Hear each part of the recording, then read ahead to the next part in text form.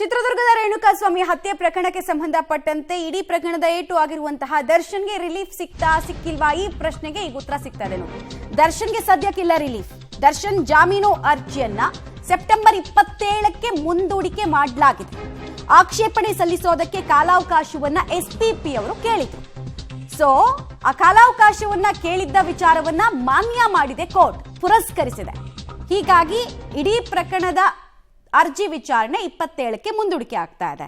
ಇನ್ನು ಇದೇ ಪ್ರಕರಣದ A1 ಆಗಿರುವಂತಹ ಪವಿತ್ರ ಗೌಡ ಜಾಮೀನು ಅರ್ಜಿಯನ್ನ ಕೂಡ ಮುಂದೂಡಿಕೆ ಮಾಡಲಾಗಿದೆ. ಸೆಪ್ಟೆಂಬರ್ 25ಕ್ಕೆ ಪವಿತ್ರ ಗೌಡ ಸಲ್ಲಿಸಿರುವಂತಹ ಅರ್ಜಿ ವಿಚಾರಣೆಯನ್ನ ಕೈಗೆತ್ತಿಕೊಳ್ಳುತ್ತೆ ಕೋರ್ಟ್ ಅನ್ನೋದು ಗೊತ್ತಾಗ್ತಾ ಇದೆ. ಸೊ ಸಿಹಿ ಸುದ್ದಿ ಸಿಗಬಹುದಾ ಅನ್ನೋ ಎಕ್ಸ್ಪೆಕ್ಟೇಷನ್ ಅಲ್ಲಿ ಇದ್ದಂತಹ ದರ್ಶನ್ಗೆ ಇನ್ನೊಂದಷ್ಟು ದಿನಗಳ ಕಾಲ ಕಾಯಲೇಬೇಕಾದಂತಹ ಸ್ಥಿತಿ ಇದ್ದೇ ಇದೆ. ಪ್ರಕರಣದಲ್ಲಿ A16 ಆಗಿರುವಂತಹ ಕೇಶವಮೂರ್ತಿಗೇನೋ ಬೇಲ್ ಸಿಕ್ತು. ಆದ್ರೆ ಇದೇ ಫಸ್ಟ್ ಟೈಮ್ ಶನಿವಾರ ಬೇಲ್ ಅರ್ಜಿಯನ್ನು ಅಪ್ಲೈ ಮಾಡ್ಕೊಂಡಿದ್ರು ದರ್ಶನ್. ಬಟ್ ಇವತ್ತು ಎಸ್ಪಿಪಿ ಅವರು ಸಮಯವನ್ನು ಕೇಳಿದ್ದಾರೆ ವಾದ ಮಾಡೋದಕ್ಕೆ ಅಂತ. ಡೀಟೇಲ್ಸ್ ಕೊಡ್ತಾರೆ ನರಸಿಂಹಮೂರ್ತಿ, ನೇರ ಸಂಪರ್ಕದಲ್ಲಿ ಜಾಯ್ನ್ ಆಗ್ತಾರೆ. ನರಸಿಂಹಮೂರ್ತಿ, ಈಗ ಎಸ್ಪಿಪಿ ಅವರ ಸಮಯಾವಕಾಶ ಕೇಳೋ ವಿಚಾರದಲ್ಲಿ ಮಾನ್ಯ ಮಾಡಿದೆ, ಪುರಸ್ಕರಿಸಿದೆ ಕೋರ್ಟ್. ಉಳಿದಂತೆ ಹೆಚ್ಚಿನ ಡೀಟೇಲ್ಸ್ ಏನೇನು ಕೊಡ್ತೀರಿ? ಮಮತಾ, ಚಾರ್ಜ್ ಶೀಟ್ ಸಲ್ಲಿಕೆ ಬಳಿಕ ಅಂದ್ರೆ ಬರೋಬ್ಬರಿ 100 ದಿನಗಳ ಬಳಿಕ ನಟ ದರ್ಶನ್ ಜಾಮೀನಿಗೆ ಅರ್ಜಿಯನ್ನ ಸಲ್ಲಿಕೆ ಮಾಡಿಕೊಂಡಿದ್ರು.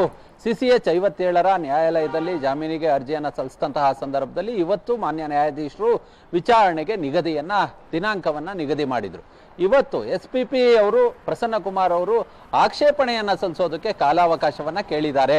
ಹೀಗಾಗಿ ಈ ವಿಚಾರಣೆಯನ್ನ ಇದೇ ತಿಂಗಳ 27ನೇ ತಾರೀಕಿಗೆ ಮಾನ್ಯ ನ್ಯಾಯಾಧೀಶರು ಮುಂದೂಡಿದ್ದಾರೆ. ಅವತ್ತು ಸರ್ಕಾರಿ ಪರ ವಕೀಲರು ಅಂದ್ರೆ SPP ಅವರು ಆಕ್ಷೇಪಣೆಯನ್ನ ಸಲ್ಲಿಸ್ತಾರೆ. ಯಾವ ಕಾರಣಕ್ಕೋಸ್ಕರ ಜಾಮೀನನ್ನ ಕೊಡಬಾರದು, ಇವರ ರೋಲ್ ಏನು ಪ್ರಕರಣದಲ್ಲಿ, ರೇಣುಕಾಸ್ವಾಮಿ ಕೊಲೆ ಪ್ರಕರಣದಲ್ಲಿ ದರ್ಶನ್ ಯಾವೆಲ್ಲ ಕೃತ್ಯಗಳಲ್ಲಿ ಭಾಗಿಯಾಗಿದ್ದಾರೆ, ಇವ್ರ ಮೇಲಿರ್ತಕ್ಕಂಥ ಸೆಕ್ಷನ್ಗಳು ಯಾವ್ಯಾವು, ಅದು ಸಾಕ್ಷಿ ನಾಶ ಇರಬಹುದು, ಕೊಲೆ ಇರಬಹುದು, ಕಿಡ್ನಾಪ್ ಇರಬಹುದು, ಈ ತರಹದ ಗುರುತರ ಪ್ರಕರಣಗಳು ಇವ್ರ ಮೇಲಿದೆ. ಹೀಗಾಗಿ ಜಾಮೀನನ್ನು ಕೊಡಬಾರದು ಅನ್ನೋ ನಿಟ್ಟಿನಲ್ಲಿ ಅವತ್ತು ಆಕ್ಷೇಪಣೆಯನ್ನ ಸಲ್ಲಿಕೆ ಮಾಡಲಿದ್ದಾರೆ. ಅದಾದ ಬಳಿಕ ಇವರ ಆಕ್ಷೇಪಣೆಗೆ ದರ್ಶನ್ ಪರ ವಕೀಲರು ನ್ಯಾಯಾಲಯದಲ್ಲಿ ವಾದವನ್ನ ಮಂಡನೆ ಮಾಡತಕ್ಕಂತಹ ಸಾಧ್ಯತೆ ಇದೆ.